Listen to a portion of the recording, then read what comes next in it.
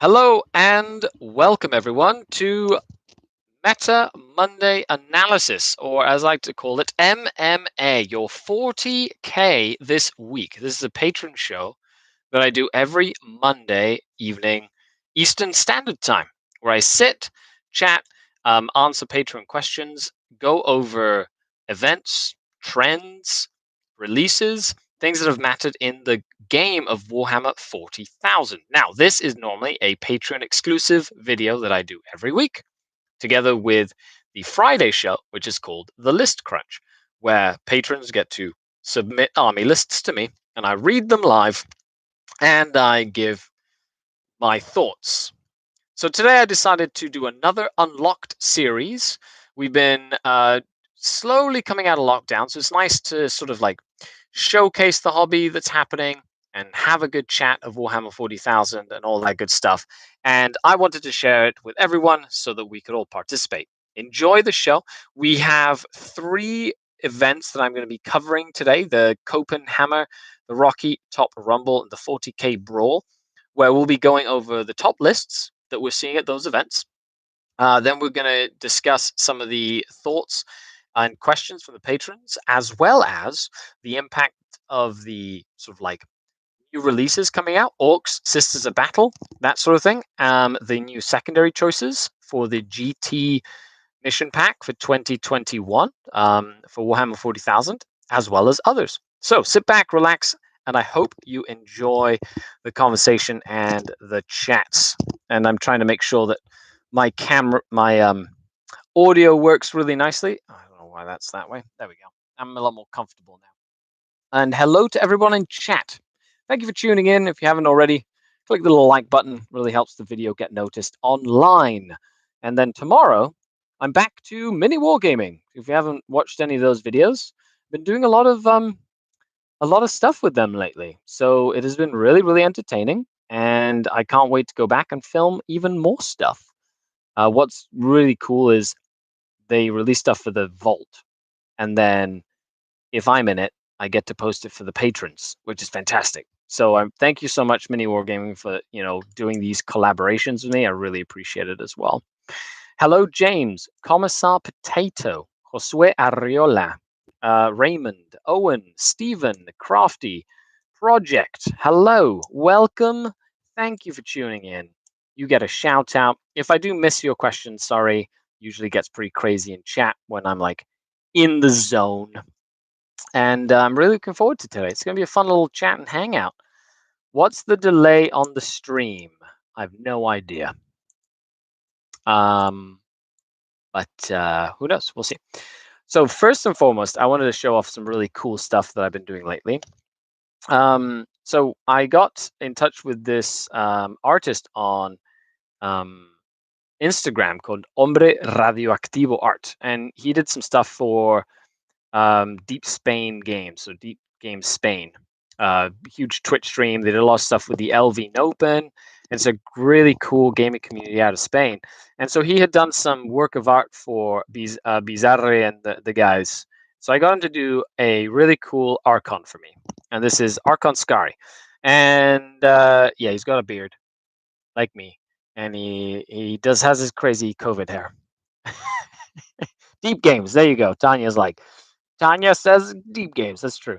And I was like, that's so awesome. So what I decided to do is I messaged him and I was like, hey, you should, or I want you to, sorry, I'm just trying to make sure that you don't get like all the crazy sounds. I want you to do a portrait for each one of my coaching clients and the incubi that I call them on Patreon. And eventually I'll be doing it for the Trueborn, like the coaching light. Why? Because A, there's like a bunch of them. And B, I think it would be really cool to have every immortalized. So he did the first one.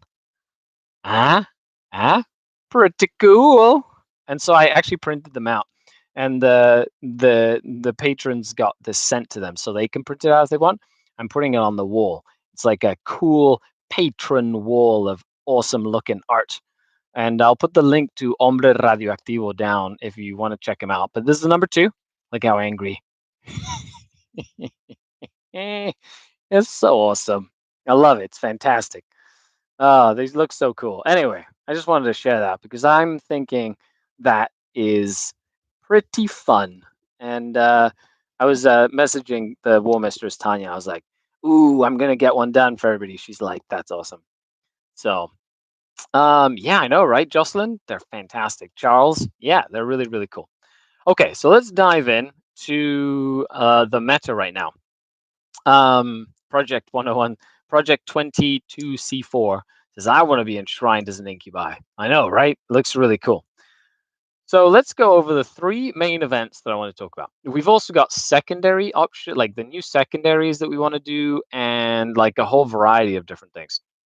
And I wanted to sort of talk about like the top list that we're seeing, maybe some of the releases that we're seeing right now, like orcs.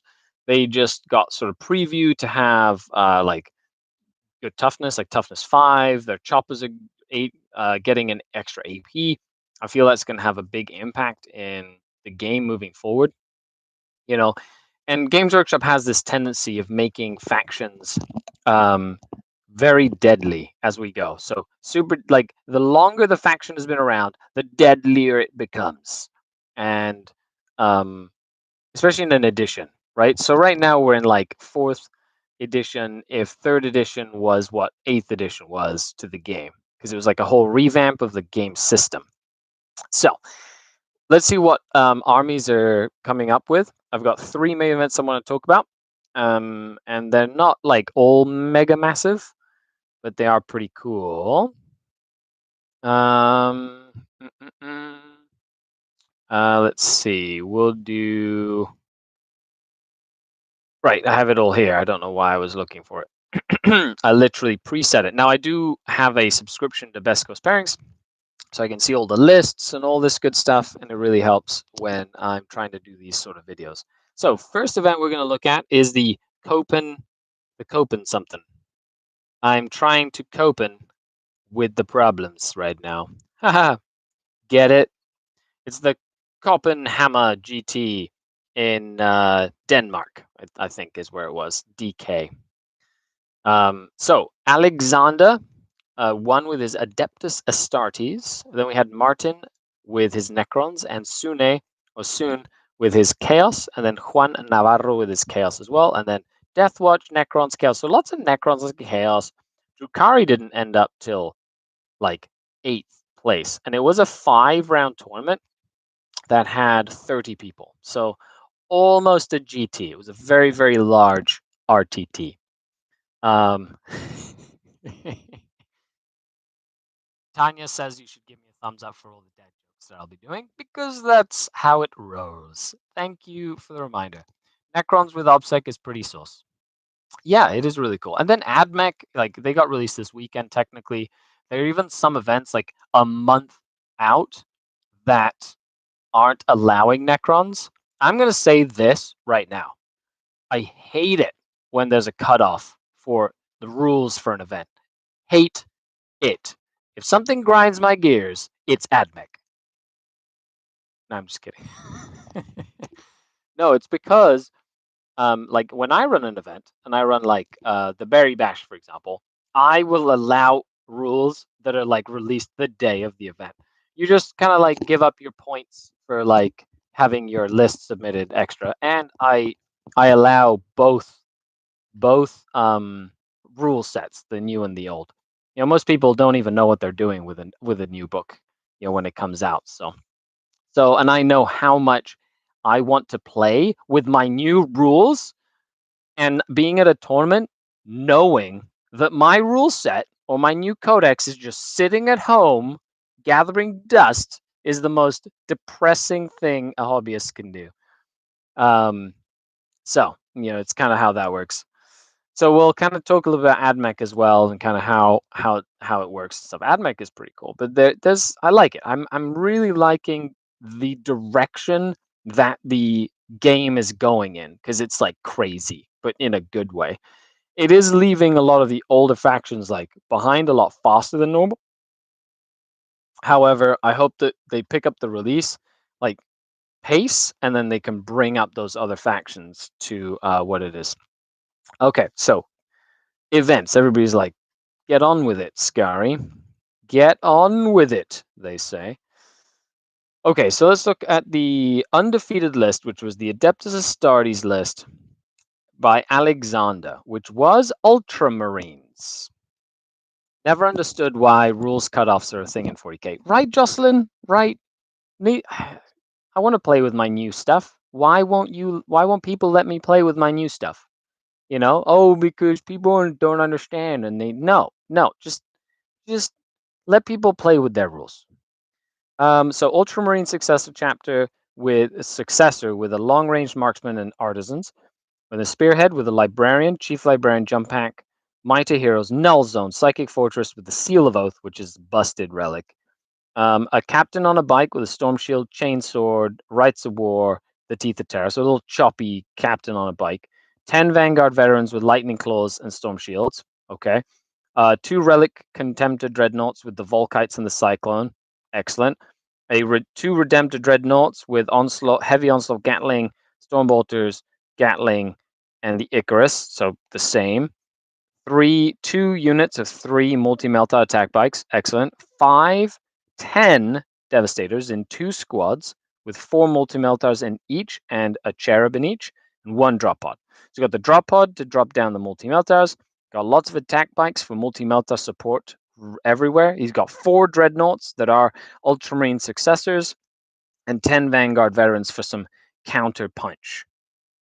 A librarian to keep them all alive, and a captain. Now, he doesn't have the apothecary in there, which makes sense, and he's just keeping it simple.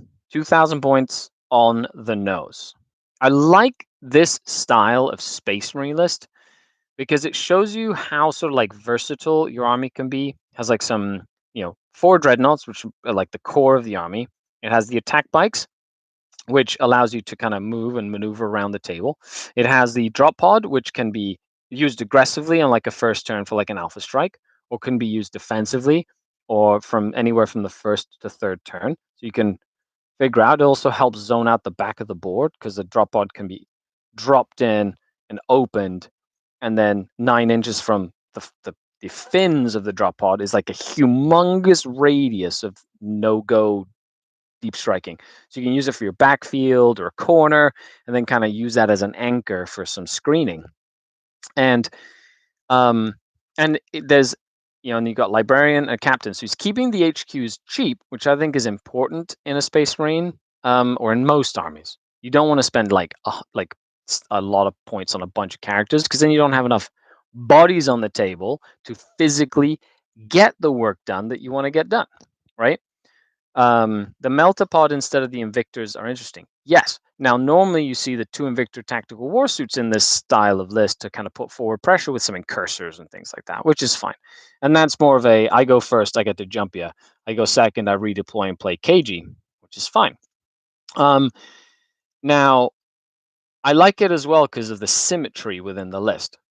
2 Redemptors, 2 Contemptors. The Vanguards can be split into 2 attack bikes, 2 Devastators. So there's like the redundancy of the list is built into having like 2 of the same thing that is good. So if any one dies, you still have another one. And I think a lot of 40k lists right now that have that style work really well. Like when I was running when I'm running like the list that I'm running right now, which is a fun list with 4 Drukhari planes. I'll tell you more about that list at some point. Just send me a message or something. But 2 Razor Wings, 2 Void Raven Bombers, 2 Raiders with Trueborn in it, and then like 4 Venoms or something like that, right? And then you've got like, it's 2s. So it helps you play around the table a lot better. It's like symmetrical. Maybe it's the OCD in us. But yeah, let me know what you think down below. Do you think like Space Marines still have what it takes for the current meta? I think they do. I think they have all the options that you need. You just have to play them, you know, like I don't want to say smarter. I just want to say you can't just run them out the board like you used to like 6 months ago. You have to like actually play the game a lot better. The symmetry can't be beat. Absolutely. I think it's important to have symmetry when you're building your lists. But that's the thing is, symmetry doesn't have to mean sameness. It can mean redundancy, even if it's not the same, right? So instead of running like 5 Kabalites with a it's 5 Kabalites with a blaster, 5 Kabalites with a blaster, 5 Kabalites with a blaster. I would run 1 Raider with a Dark Lance, 1 Kabalite Warrior with a blaster, 1 Witch Squad with a blast pistol, and I've still got like they're just different ranges and the redundancy is different. Anyway, so that's a whole list building theory which I adhere to. Okay, so that is the Copenhammer GT. Congratulations, Alexander. Then we've got Necrons and Chaos coming up in the and Deathwatch. So that was pretty cool. But that was the undefeated player. The next one we're going to look at is the Rocky Top Rumble. By the way, if you have any events that I didn't cover that you're like, oh, Skari, you should have checked out this event or that event because it's on a different scoring system or platform, please let me know. And I'll make sure I take a look at it. Especially because not everybody uses Best Coast pairings, right? So it can always be a little bit interesting when folks are like, oh, we don't use Best Coast pairings because it's, we don't like it or whatever. But they had like 300 people at a tournament. Rocky Top Rumble, where are you? There it is, Rocky Top Rumble. Space Marines have a ton of options. I'm sure they will always have some meta play. I agree. Okay, so the Rocky Top Rumble had 1 undefeated player after 6 rounds. So this is a full-blown 6-round tournament with 64 people. So this was a full-blown major. Okay. Stephen Crawley with his Drukhari, congratulations. With the team name Praying to Make It to Day 2. Not only did you make it to Day 2, you won the tournament. Congratulations. Jamie Paris with Space Wolves, losing the final game that he played. Now that is what I call some spice. Space Wolf spice at a 64-player major. I'm curious to see what that list is. Seth Piper with Necrons. Man, Necrons are all of a sudden like popping out of the woodwork again. They were dormant for a bit. Tarzan with some Death Skulls, Orcs. And then Daniel Hesters and Jimmy Davis with Drukhari in 5th and 6th. So decent mix. But then you've got Ultramarines in like 7th and 8th, then Harlequins in 9th, and then Dark Angels in 10th. So still really varied. Very cool to see like what styles of lists we're seeing right now. Let's take a look at the top. I really want to see what like Daniel Hester and Jimmy Davis's lists were. Now, Jimmy Davis's list technically did a little better because it went 4 games before it lost, whereas Daniel Hester went 3 games before he lost, then he won 2. Whereas Jimmy lost 1 after 4. So technically that's the more powerful of the lists because it got further before it lost. So let's take a look at that one. That's an honorable mention because I am an Archon, and I like to see what other Archons are thinking about when it comes to the game itself. Mwah, mwah, mwah, mwah, mwah. Okay. So patrol detachment of Dark Tech. Succubus. 2 units of Rax with liquid fire guns. Cool. 5 and 5. 10 Mandrakes. Excellent. Patrol detachment. Poison Tongue. Yay! Poison Tongue! The one I've been advocating for since the beginning. Archon. Master. Drazar. Warlord Hatred. Trueborn. Blaster Blaster Lance. 5 cabs with blasters. 5 incubi, 5 incubi, 2 ravagers, interesting choice. 2 raiders, 5 venoms with double cannons. Ooh, spicy. And then a patrol detachment of Cult of Strife with a succubus, show stealer, and lotus toxin razor flails, a competitive edge, so the nasty one, and then 5 witches. However, at places like the Atlantis City Open, right, the ACO, they have ruled that you can't take like those relics and world traits unless your warlord is a Cult of Strife warlord, which has changed the dynamic of some of the list building we saw. I never run it that way, as in I always made my succubus the warlord so I could run those things, but a lot of people were using tolerated ambition and stuff to get those traits. There's always been some confusion whether or not it's legal or not legal. But let me know what you think. Like in the wording of like all these strats, where it says, extra warlord trait, extra relic, like you can use these or these. Like, how you know, is it confusing? I'm curious. What do you think? Let me know. Um, ACO stuff is actually a thinly veiled nerf bat from the community organizers. Thinly veiled as in they've outwardly come to say that they are nerf batting Drukhari on purpose, which is fine, you know. Nerfs comp edge, but no excessive violence for demons. Makes sense. Okay, so that was Daniel. That was Jimmy Davis's Drukhari list. Awesome. Okay, let's take a look at well, Seth Piper's Necrons, top 3 at this big event. Seth Piper was running Mefrit Dynasty with 2 Crypto Thralls, a Technomancer, a Chronomancer, an Overlord with Eternal Madness, a Royal Warden which with the Veil. By the way, I think the Warden is a underutilized gem in the Necron book because just having him around for fallback and shoot is amazing. 5 Immortals with Gauss, 10 Warriors, 20 Warriors with Gauss and Gauss. No, Gauss Flayer, Gauss Reaper. Sorry, 10 with Gauss Reapers, 20 with Gauss Flayers.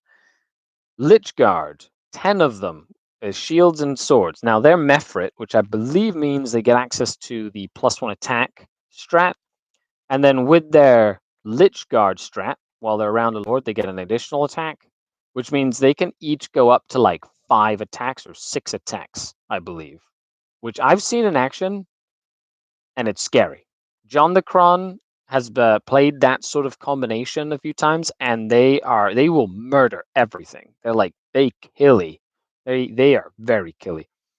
Doomsday Arc and a Tesseract Arc, which is the Forge World one. It's not bad. A Supreme Command attachment of the Silent King. Nice. So the Silent King as well. He can be really useful. However, I do find he falls short in like the Drukhari meta because of all the Dark Lances. But if you can keep him alive long enough, I think he's well worth it. It's just keeping him alive for that mid to late game. If you can hide him behind like an obscuring piece of terrain, then that's perfect. And maybe just like put one of the meners out or something and shoot. Try kill a venom or something, and then move back, or or just when people shoot at you, just kill the one menor, and then do it again with the next menor, so you don't get like shot off the board. What do you think? I agree. Also, if you haven't clicked that like button, make sure you do. Thank you so much for supporting the channel. I really appreciate you hanging out. So Jamie Paris is playing Space Wolves, or was playing Space Wolves, and it's a battalion detachment of Space Wolves with it's a custom chapter. So Born Heroes and Whirlwind of Rage. Okay. It's a chapter master with a frost weapon, jump pack, lightning, pair of lightning claws, and the Imperium sword warlord trait. A librarian with murderous hurricane, storm caller, a 4-sax jump pack, rites of war, hero of the chapter, and the armor of Russ for some fight last. A Primaris chaplain on a bike, which is a very popular choice. He's tough, great, like the litanies are fantastic, all that stuff. With the Catechism of Fire, Canticle of Hate, Benediction of Fury. So he's a killy smash captain, smash chaplain, and a wise orator. 5 assault intercessors, 5 blood claws, 5 incursors. Very simple, straightforward troop choices. 2 Redemptor Dreadnoughts, Double Storm, Icarus, Macroplasmas, and Onslaught Gatling Cannon. Also great choice. Very all-rounders. I've really loved the Redemptor Dreadnoughts. I think they're phenomenal. That and the Invictor Tactical Warsuits. 1 Relic Contemptor Dreadnought with a Cyclone and Volkites. 3 units of 5 Wolfguard with Storm Shield Lightning Claw. Very cool. Elite, Shelpy, like they're pretty cool. 3 Multi-Melta attack bikes. 1 Cyber Wolf to do engage on all fronts and stuff. 1 Suppressor Squad, the Anti-Raider detachment right there. And a 1 Landspeeder Storm, which of course gives you access to a fast Oath of Moment in the middle of the table early on, Or also gives you access to shock and awe, which is a great stratagem to make things -1 to hit, and it's a very like versatile little unit as well. It's Novok with the +1 attack. Yes. Oh, Novok. Mefrit just gives AP on range. That could be. What is this mischievousness, says Tarea. Hola, Tarea. How are you? We are doing our homework, which is your namesake, Tarea. For anybody who's de habla hispana. And then we have Stephen Crawley and his Drukhari in first place. Okay, how many liquefiers? I have not seen this list. I have no ideas. I'm gonna say no liquefier guns, all witches, like the last one that we saw, which was hilarious. Okay, so Cult of Strife, Spectacle of Murder, Succubus, 10 witches, 10 witches, 10 witches. Reavers, 10 of them. 9 of them, sorry. Black Heart, I already failed. Archon, 2 units of 5 cabs. 2 units of 10 incubi. That's a lot of incubi. 1, 2, 3, 4, 5 raiders. And then a dark technomon. Boo. There's liquefiers in here. Drazar, 2 units of racks with liquefier guns, and 1 raider dark tech. That's, I guess, for the +1 to hit. I mean, +1 to wound and +1 damage on the dark ones. But on that, that's a pretty standard. 30 witches, some Reaver jet bikes for some support, 6 raiders, 20 incubi with Drazar, an Archon, 2 succubuses. So lots of shooting, lots of close combat. What is not to like? This is a list I can get behind, but I only own 15 incubi, so it's not something I can really do. That's some sweet incubi sauce, says Project. I agree. Anything more than like 10 incubi is like incubi sauce. So 15, 20. I've seen a couple lists doing 30, but I think that's too many. So you have to, I think 20 is like the cap, but you're supplementing it in this list with 30 witches, which is really good. Which is awesome. I've never gotten to catch you live on YouTube. I shall tell everyone, says Tarea. Fantastic. Thank you, Tarea. I appreciate it. So that's Stephen Crawley's list. And I like seeing it. Like Drukhari in this event was like prominent in the top 10. But so was some Space Marines and some Necrons, which is kind of cool. Okay, so let's go to the 40k Brawl, which is the last event I wanted to touch on. Why would I want to touch on this one, you say? Because it was won by a very nice friend from Vanguard Tactics, Stephen Box. So, Stephen Box, congratulations for winning this. This was a 26-person Rogue Trader tournament. So, humongous event, 1 day and 3 rounds. So, in order to win it, he was the top of 4 undefeated players, and he won it by like 10 points, like 10 or 15 points. So congratulations to Stephen Box. If you haven't already, head on over to Vanguard Tactics. Check them out. They're pretty cool. Captain Athenos, good day. Good day to you, Captain. Hi from South Carolina, says Steve. Nice. Days of 3 Ravagers gone? I'll get to some of the questions after, but make sure you post your questions in the chat. Yes, they are gone, sadly. But we'll talk about that on another time. So we've got Harlequins, first place. Dark Angels, second place. Orcs, third place. And Adepta Sororitas, fourth place. They all went undefeated, which in my opinion means we get to talk about all of these lists because they all went undefeated. I hate that when there isn't only one undefeated. I do as well. It's a pet peeve of mine when running an event. If there's 2 undefeated players at the end, I'm like, you don't really know who won. They need to face off against each other. Find out who the winner is. I agree. 100% agree. And if you agree, tell me why in the comments. So we have, let's go through the Sororitas list. Now, new Sisters of Battle Codex stuff that has been pre-released. This is a great chance to talk about, like, it hasn't been pre-released, but it's like been teased and stuff. Some of the stuff that they're showing off is amazing. Like the miracle dice thingy that they can do with they just previewed this on the Warhammer community site, where you can buy like sort of like the special masters of the chapter, but for sisters, where you can get your canoness to be like part of like a holy order, or like, sorry, the emperor kind of like graces the canoness with some sort of crazy, maddening superpower, and it's once per game they can go in and shut off invulnerable saves to a unit. So like all these Vanguard veterans that have like storm shields, dead. Custodes, dead. Witches or an Archon with a shadow field, dead. It's nuts. So I think that's pretty awesome. If you if you if you keep track of it, like that, and priests being able to pray like chaplains, and it seems like there's going to be some pretty cool stuff going on in that book, and I'm really looking forward to it. We might have another live stream 6 a.m. Eastern Standard Time on Saturday. I don't know why, but it's for a reason. So put that in your calendars, folks. I'll have to confirm it, but it might happen. George says only once per battle, but not fun. For whom?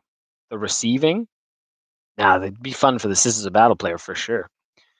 I was discussing this with Thibaut. There seems to be a lot of merit to switching to amount won by rather than max score. Yeah, so that's the 20-0 system that they use in the WTC. As a craftable player, I know I frequently have to take scramblers -5, and yeah, often trying to deny primaries rather than score them myself, so tend to win 70-50 rather than, and that's exactly how Drukhari used to play before they got good and could like just murder stuff, right? Because now we can kill things. Fun is subjective.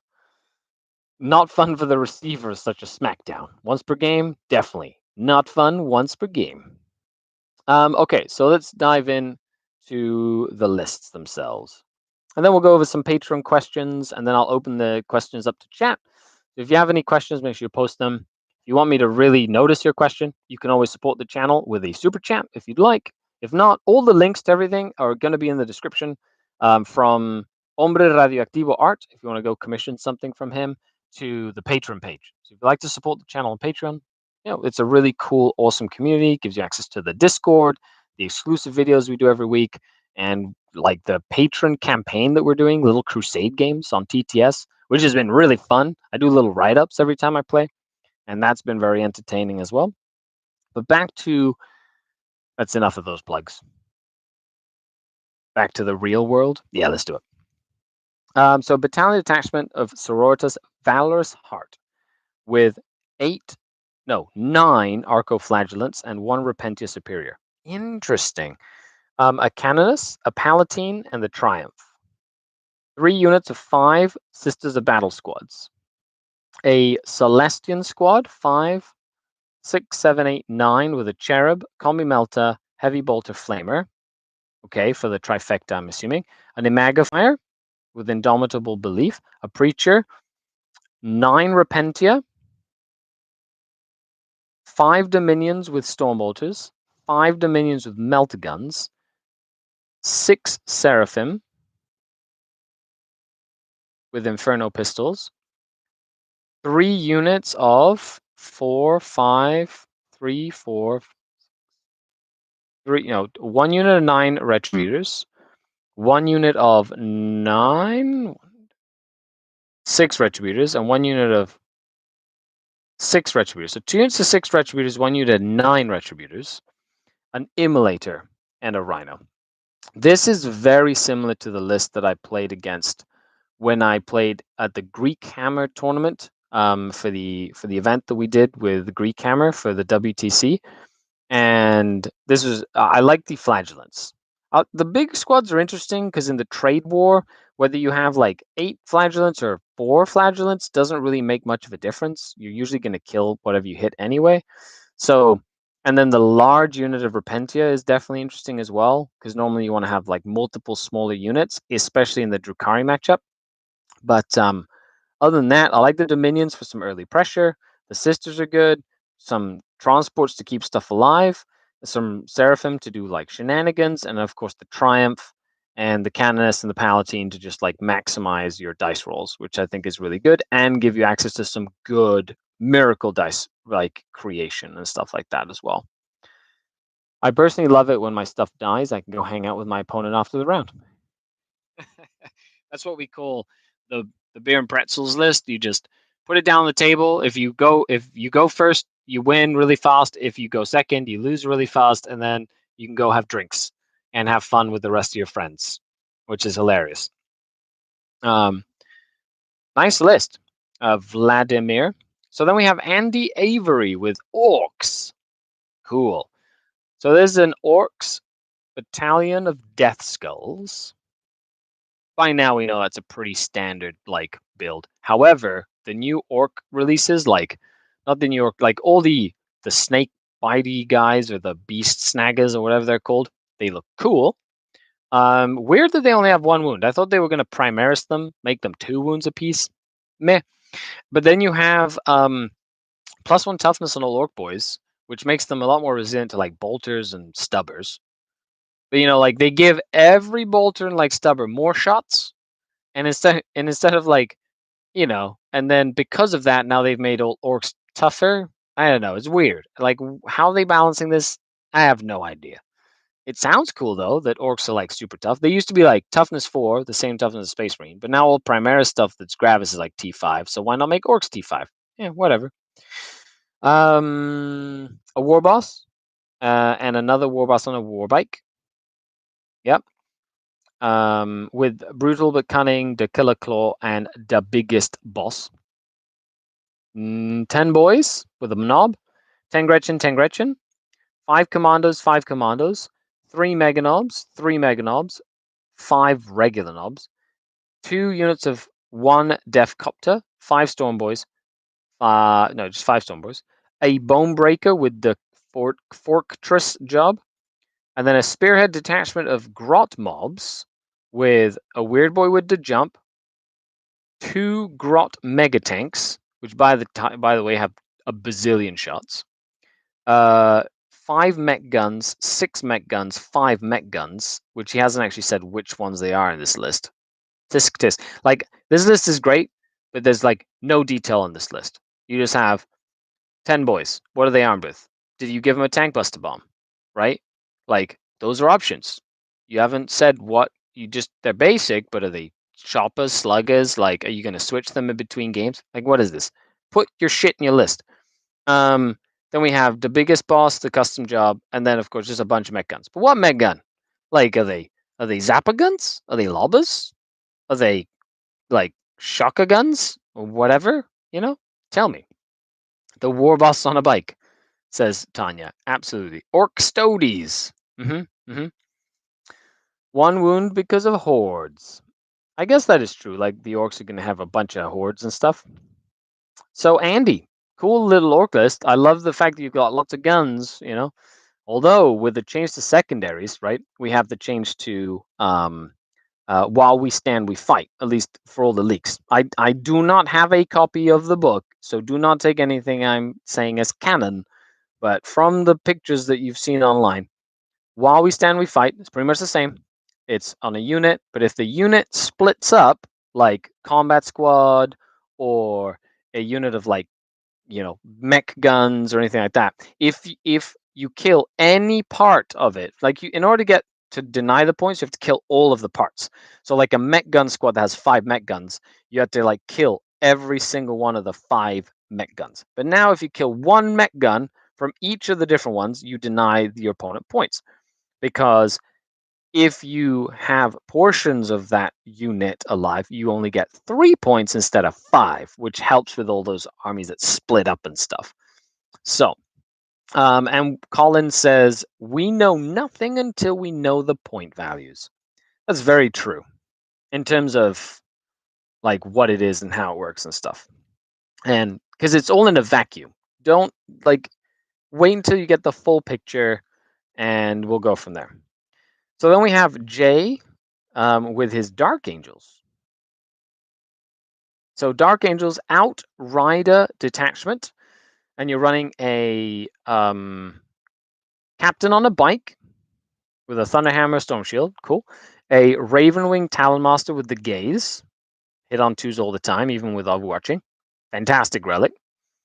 A Ravenwing Apothecary with Selfless Healer and a Plasma Talon. I like giving them the grenade launcher because then you get access to that really cool strat that like snags people, right? With the grenade launcher thing. I'm pretty sure he can use it, but I could be wrong. But having someone in there with one of those like Astartes bike grenade launcher things is really useful because then you get access to some really shenaniganery strats with that. 3, 3, and 2 multi-melta attack bike squads. So that's 8 of them in total. A Vanguard detachment of Azrael, Ezekiel,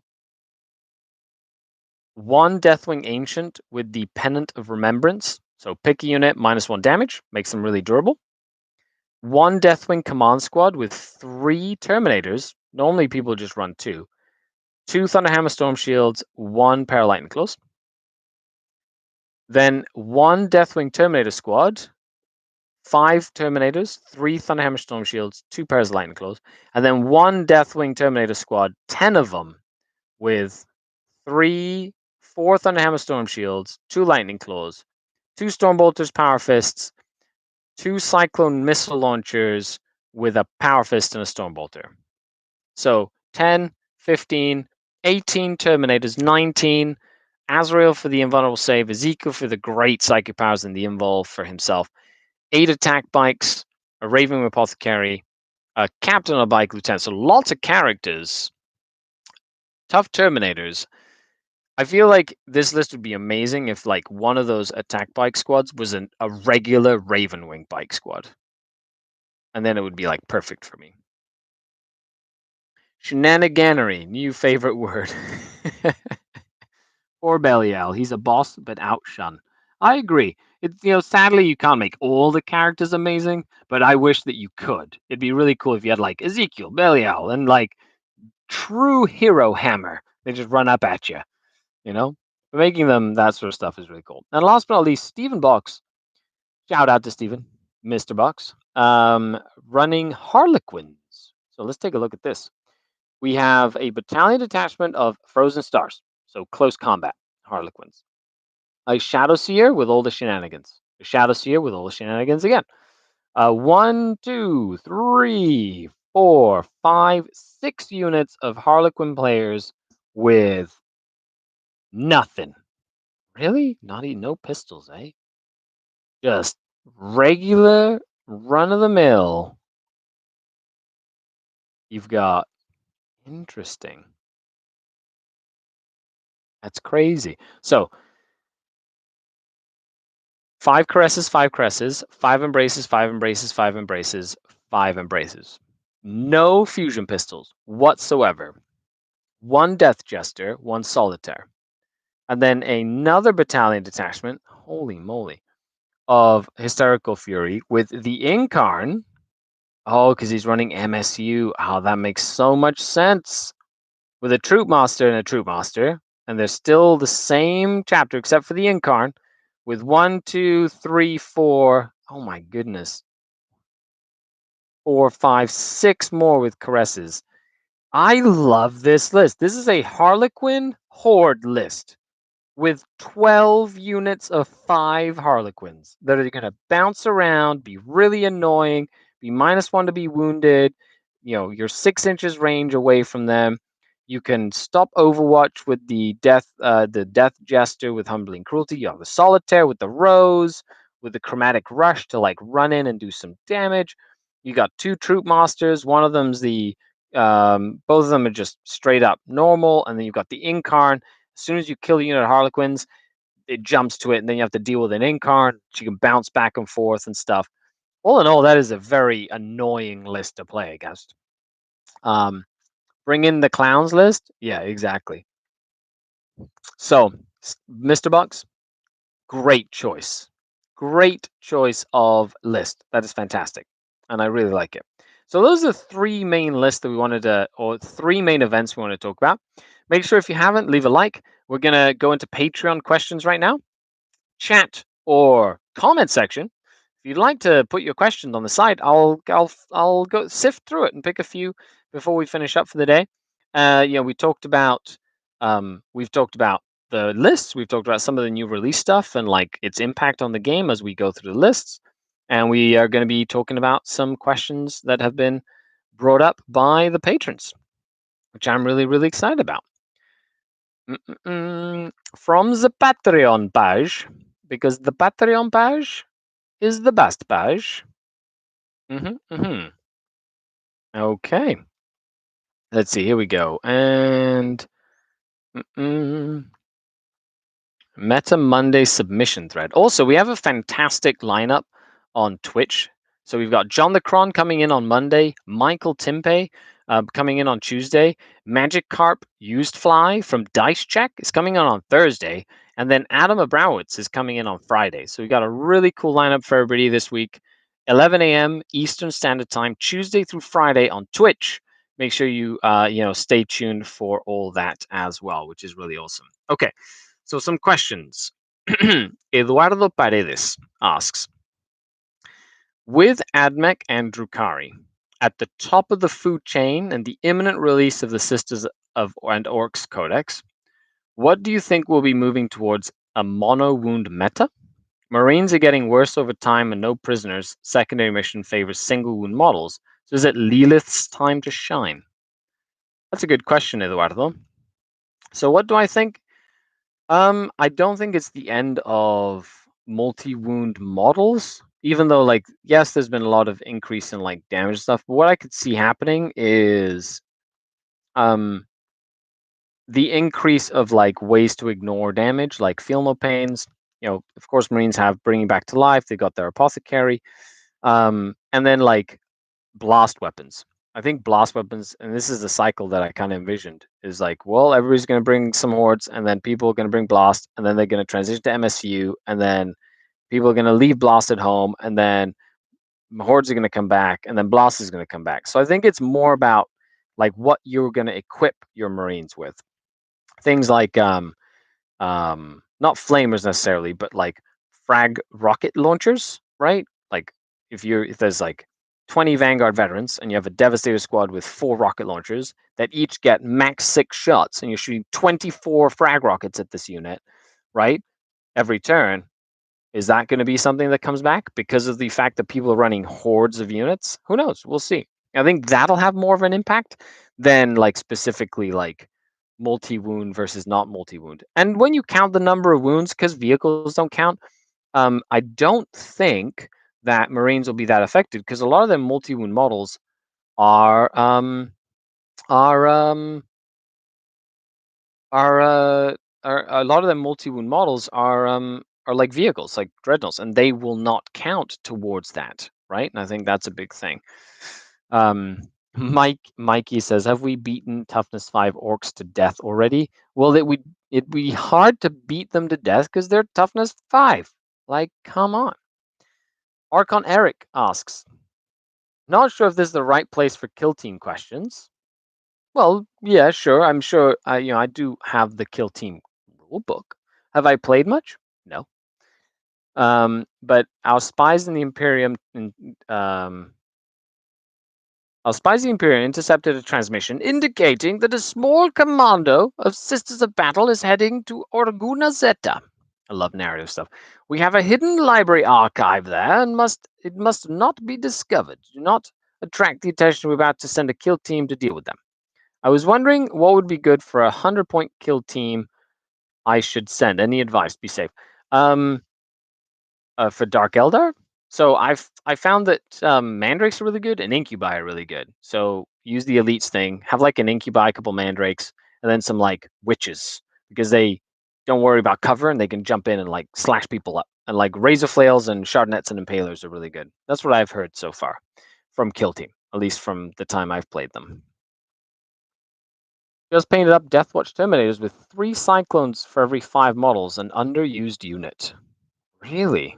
That's incredible. That is definitely an underused unit. But 3 Cyclones in like a small unit of Deathwatch with like that's 2 rockets each. That's 6 frag rockets into Vanguard. You're looking at like 36 shots from 3 models. Oh, that is fantastic. That would like put a dent in those giant Vanguard units for sure. But Archon Eric, I hope that answers your question. It's I think you need some of the elites. I think that's what really makes Drukhari meta stuff really well. Um, so North of the Wall says, do the new secondaries help sway the midboard meta? What do you mean sway the midboard meta? Like what is the like going into the midboard? Does it change it in some way? Um, in that sense, or what? How does that work? So the new secondaries. Okay, if we're going to talk about new secondaries for a second, right? So let's like put this into motion here. They're pretty much the exact same, except for where they're not. And I think there's like some key differences that I feel might make them more takeable in certain situations. I was going through my coaching document, right? It's a document I give all my coaching clients, and in it is like a big spreadsheet with all the secondaries. And so what I did today is I basically grabbed all the secondaries from all the different books that have been released, and I put them all in a nice little chart, and I color coded it. And there's the mission secondaries and the regular secondaries from the book, and then each faction secondary. And I was kind of looking at them and going, okay, so I don't. First of all, as a caveat, I don't have the book yet, so I don't really know what they've changed. From what I've seen, things like cut off the head disappears, but assassinate has like a little tweak where if you kill the warlord, that's an extra victory point for killing a character, right? Or when you take assassinate, which is I think a fantastic little change. So that makes like assassinate more important, especially if they have like a warlord. You're like, which is your warlord? That one makes it relevant. He's worth 4 points. Perfect, right? If I can get that one, that's an extra point. That could be the difference. Then you have scramblers, changes. Now it's like progressive, but you need to do it in all the table quarters. So instead of linear, where you have like, okay, I have to do my deployment zone, mid board, enemy deployment zone. Now it's like 4 different sides, right? You have to be inside the deployment zone and away. So it's like a little block on the sides of each deployment zone or each table quarter. But now you need to like plan an additional turn to get the extra points. So you're either going to do it 3 times and get 8 points. So that's 2 points less than what you're used to, or find a way to do it 4 times. So you have to do it turn 1, maybe skip a turn 2, turn 3, turn 4, right? That sort of thing. And then have units to do that. So you have to have units that are able to do that somewhere to get extra points. But if you do it like armies that do it well, Drukhari, Eldar, that sort of thing, then you'll be able to get extra points for that, which is good. Okay. Then you have thin their ranks. It goes to number of wounds caused. So if you're playing like Custodes, be like, okay, good. That Custodes unit is 15 wounds. That's a point and a half. Okay. That, but a lot of times they have dreadnoughts, which are worth nothing. So you can't just take like, now you're taking like either assassinate again or so it's still the issues that are there. It's just a little different. There's a few that like encourage you to go into the middle more, like the do an action in the middle of the board thing and clear the middle of the board. Sure, fine, that makes sense. So that's an option if you're in a pickle, but it doesn't really work in a mission where there's no objective in the middle, because then why are you sending forces in the middle? And the key to remember is when you're picking secondaries, they have to marry and like supplement and complement your primary objective. Like if you've got objectives, one of the biggest mistakes I see Space Marine players make is you have 2 objectives here, right? Or 2 objectives here, then 2 objectives like towards the edge here, and then 2 objectives down here. It's don't award deployment. And so the objectives are on the side of the table. And the first thing they go for, Oath of Moment. And why do you do that? You're wasting all the units you send to the middle of the table. You're wasting. They're not holding another objective for you. They can't get like engaged on fronts. Nothing. They're just like, oh, the moment. Yeah, I can stand here. Whatever. Like you're gonna lose the mission by getting that point. Anyway,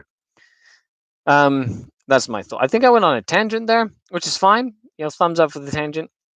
The Pale Orc says, so Skari, how do orcs beat Drukhari? Asking for a friend.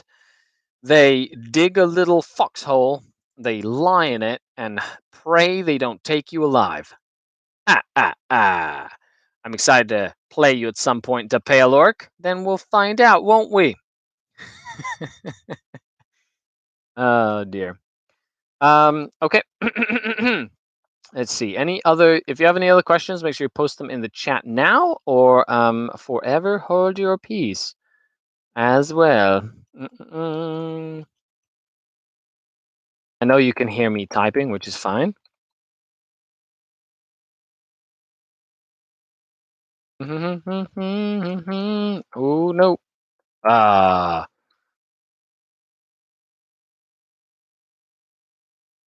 I know it's like you're like, what is Skari doing? Sorry, just had to quickly send something out. Ah, Hellfrost Studio says, hello, señor Don Mr. Skari. Hola, Hellfrost Studios. I'm just joking. Si quieres te hablo en español. Si quieres puedes preguntar en español y te respondo en español. Can't wait for June the 16th. Oh, buddy, it's going to be great. Mike Benton says, have you played against Grey Knights with your Drukhari? They seem to have decent answers to a lot of armies. Yeah, they do. Grey Knights, I have played against them a few times. I've even got a couple of battle reports where I played against them. And they're one of those lists where if you kind of like kill key models or key units, they're great. And my new list with like Void Raven bombers would like just nuke them, like just they would not like Void Raven bombers at all. Colin says, "Happy gaming, all." Thanks, Colin. Appreciate it. Thanks for coming by. Project says, "Do you think the AdMech are going to be a problem for Drukhari?" Yes, the AdMech have always been an issue for Drukhari. I think it's more the faction AdMech takes advantage of bad terrain, which is like something or like open terrain. So as a Dark Eldar player, if I walk up to a table and there's light terrain, I'm playing against AdMech, I'm like, I'm gonna suffer more because there's lack of terrain on the board than because I'm playing against AdMech, but only because I'm playing against AdMech, if that makes sense. What do you think they'll change with the new Eldar book, assuming they take some ideas from Drukhari? Says Mikey. Well, if you look at the stratagems, I could see them having very similar strats in some areas, like -1 to hit will be 1 CP, fire and fade will be 2 CP, that sort of thing. I could see them keep the advance or double. They might get the advance on 6-inch advance for free. That's still good. They're going to keep their like battle focus. I just really hope they revamp aspect warriors to make them like actually scary, like what they did with Incubi. If they can make like striking scorpions what they made Incubi, like you're golden. It's fantastic. The Pale Orc says, will toughness 5 orcs be a problem for a lot of people once the codex drops? Maybe. Depends on how many Redemptor Dreadnought Gatling cannons they bring, because then they'll kill just as many as they did before. I'm thinking, though, orcs might, instead of go Horde, be like MSU transport heavy, kind of like Dark Eldar. Josue Arriola says, hi, question, Skari. Should I finish building my Dark Angels or AdMech? AdMech, because they take the longest. D-Meep says, SkaredCast, is it worth getting a Bellacore for the mixed Chaos Space Marine and Demon list? I have no idea what the rules are going to be. So I can't... the model's fantastic. By the way, anybody out there, I'm doing a call out, okay? If you bought a Bellacore model and built the AOS version, so you have a leftover Space Marine, Primaris Lieutenant, that has the little ghostly things coming out of it, like the soul essence, please message me because I want it. I will buy it and I will pay for shipping, but I really want it because I want to make a really cool conversion with an Archon that's standing over a dead body that's painted like a pink marine for some reason, and he's... No, I'm just kidding. Just saying, because I think it would be cool. So help me out, will you? I still have doubts about my Scourges, says Hellfrost. I have 15 Scourges, 1 squad with Shredders, want to build a second one with Dark Lances. I don't know what to do with the third squad, Blasters or Heat Lances. Just keep it simple. Do more Dark Lances. Or more Shredders. Just do one or the other. Cody says, I'm thinking there's a lot of possibility for AdMech Soup. Engine Seer, Fine Guard, Last Chicken, Stack of Bots, Cybernetica, Datasmith, 750 points. I think Soup might work well. I think you need a good core. When you're building a list, you want a core of stuff, and then you want to have your list sort of divided into three main categories. You want to have the pressure element, which can go in and pin the opponent.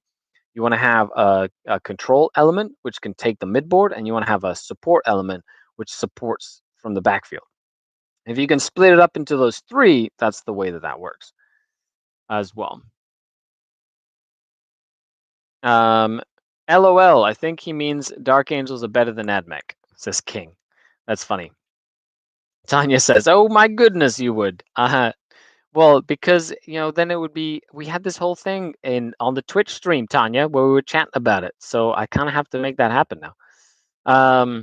Always paint Space Marine casualties as Imperial Fists, says MD. Is that like a rule of thumb, or is it the Lamenters, the Blood Angel Lamenters that like literally their whole chapter was like decimated because they have like the most terrible luck? They just get like destroyed every time they go anywhere whatsoever. Well, I just want to say thank you so much, everybody, for tuning in. A huge shout out to all the channel supporters on Patreon. Thank you very much. Without the Denizen community, I would not be able to do what I do. If you'd like to hop on, support the channel, you can. The links are down below. I did want to say thank you very much to Hombre Radioactivo Art for the really, really cool Incubi portraits for the Incubi that he's doing, which are freaking awesome. He's doing them one at a time, but they look awesome. And of course, the Archon Skari did. You see the likeness? That's right. That's me brooding. That's me normal. Brooding, normal. Brooding, normal. They're fantastic. So thank you so much, Hombre Radioactivo. Ryan Duncan says, just saw your 40K with Luca. Super fun. Yeah, so I'll be back at Mini Wargaming tomorrow and Wednesday. Of course, I put up a cool little like behind the scenes on Patreon every time I go down. I take pictures. You can keep track of what's going on behind the scenes and stuff. Some exclusive looks at inside the studio at Mini Wargaming, all the collabs that I'm doing with them, and all the cool like fun shenanigans we get to in the backfield as well. ¿Cómo se dice? Ah, the Dark King en español. Así se dice. Ah, the Dark King. Because that's how I would say it. Did you bring your back cat dice? What? Back cat dice? I've brought some dice. Ryan says, I just rewatched your Crusade with Dave because it was some of the most fun I ever had watching 40K. Awesome. Well, it's fun because Dave and I, so Dave found this really cool guy on Instagram that converted and painted, right? Converted and painted these really cool Legion of the Damned Space Marines. And they have like green stuff flames on them and they look really cool, right? And they're all like very, very nice painted. So Dave was like, send them to me so I can play with them. So he did that. And so I showed up and he'd filmed a couple of episodes with Luca. And then I started doing some work with them 3 weeks ago. And he's like, so I got this campaign going on. We can play 40K or we can play this campaign. I was like, oh, this campaign sounds cool. So we ended up filming like 6 more episodes of this campaign, like 5 or 6 more episodes. And I get to play the guard and these guys. And it's like one of the most entertaining campaign games. And the convoy mission, which is the last one we did, was amazing. One of the funnest 40K games I've had in my life. It was such a hoot. Anyway, so I hope you really. Lucas Cat dice, the Taco Cat. Yes, the Taco Cat dice. I definitely have some Taco Cat dice. I have pretty much all of the mini wargaming crew dice now because I've played everyone on the crew, which is cool. Fraser says the cat dice. Yes, Taco Cat. That's the one I was. Yeah, the Taco Cat. Of course, they're in my dice bag. Although people look at my multicolored dice and it freaks them out. And like, oh my god, too many colors. Okay, thank you so much, everybody, for tuning in. I've been Skari, your grateful host. To patrons, thank you for watching. Thank you for supporting the channel. Like this video if you haven't already. Share this video if you haven't already. And subscribe to the channel if you haven't already. Support the channel Patreon, links down below. And don't miss everything on Twitch every day, 11 a.m. Eastern Standard Time, Tuesday through Friday. So not every day, but some days. Yep, that's how this works. I think. Oh, this is Skari, over and out. Bye, everybody. Love you all. Ah, the dark kin, Skari out. See, look, I have to do the humming too.